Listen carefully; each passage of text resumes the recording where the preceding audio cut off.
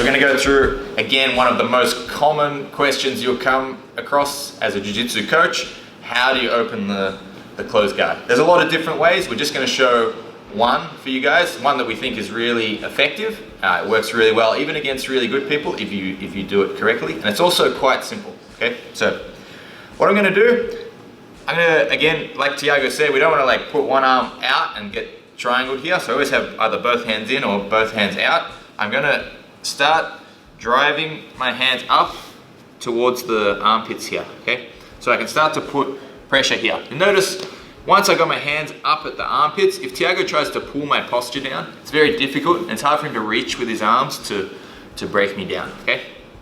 So from here, I can start to stand up. I stand up, my knees pinch together around the hips. One hand will start to put pressure down on the hips. So I always like to try to get people to stand up to open the guard, because Tiago now has to carry some of his weight through his legs. There's more pressure on his legs than when he's down here.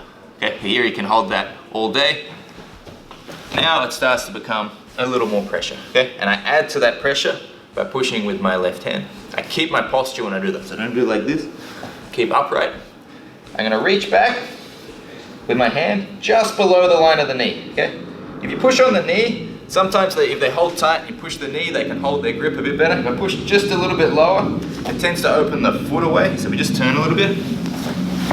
He's got his feet locked. By pushing like on the shin, it tends to like open the feet out like that a bit more, compared to the knee, which can sometimes keep their feet crossed, okay? So here, I stand up, pinch my knees, push on the hip, reach back, and I use my weight. So instead of being like this, here my elbow's bent, it's my arm. I want to lean away a bit and I drop my weight down. So kind of like this, okay?